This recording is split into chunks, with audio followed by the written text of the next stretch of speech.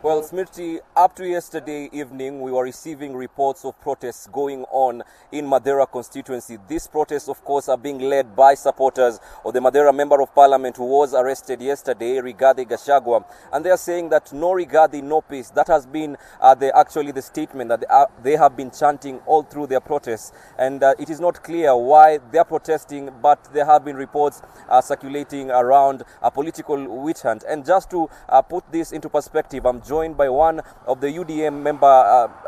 He's a member of the UDA party and also a staunch supporter of Rigathi Gachagua. Thank you so much, Karidhi Wamboi, for joining us on NTV. Perhaps why must we actually mix political witch hunt while there are clear charges read against the Member of Parliament?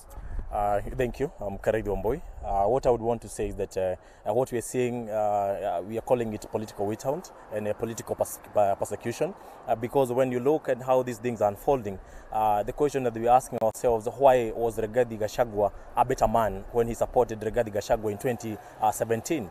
You remember all these charges that has been brought forward, things that are being told about 10 years ago. We are telling the government, the Director of Criminal Investigation, that he must be serious on how he handles the political elements in this country. If he doesn't take care, he's going to ban this country, especially when we're going to 2022 politics. Because if they're saying that Rigathi Gachagua committed any fraud cases on money laundering and everything else, and they are bringing it now when he has become a supporter of the Deputy President. We have seen it in black and white when everybody who support the Deputy President are being accused of any manner of accusation.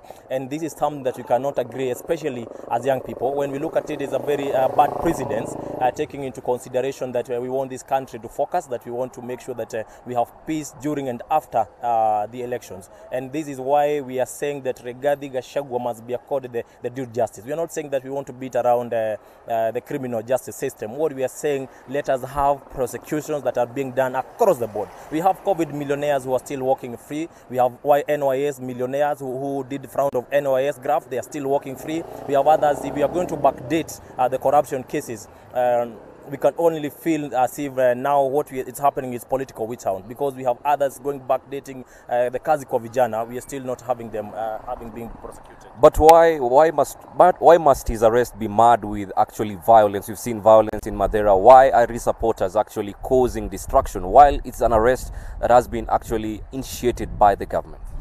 It is the government that is making this an arrest, because when you look at it, they are making it to look political in every aspect. Because when we are asking the same question I've just put across to you, we saw Anne Waiguru, who is the governor of Kirinyaga County, being taken to Senate, and every member of the government was on her side, and they ensured that Waiguru was off the hook. Look what happened to any member of Jubilee governors who are allegedly being supporters of the Deputy President. They have been taken to Senate, and none of them have been off the hook. We are asking, why should there be double standard when you are applying the law? Why should there be double standard when the criminal investigation is being applied? And that we are saying that if at all these charges are being brought forward, let us have prosecutors. We have our member of parliament in Kieni constituency, is Honorable Kanini Kega, being accused of mercury sugar. We have not seen any prosecution being done against Kanini Kega, and people cried, and the DCI say that he has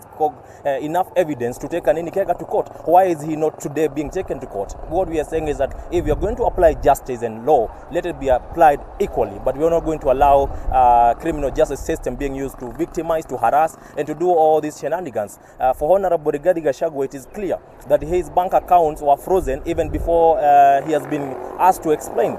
You cannot just wake up and ask me to come and you come and froze my bank accounts when you have not asked me why and where I got the money from. And Rigathi Gachagua was saying, come give me the date, I'll come to you. But these guys have gone ahead to arrest him on a Friday so that they ensure that he is behind bars up to Monday morning. And we are saying that we are going to tolerate that, but we are telling the government, especially President Uhuru Kenyatta, who have said that they want peace in this country. If this is the kind of trajectory that the president himself is going to allow to happen in this country, it is not going to be good for this country. We want them to, if it is application of the law, let it be equal to everyone.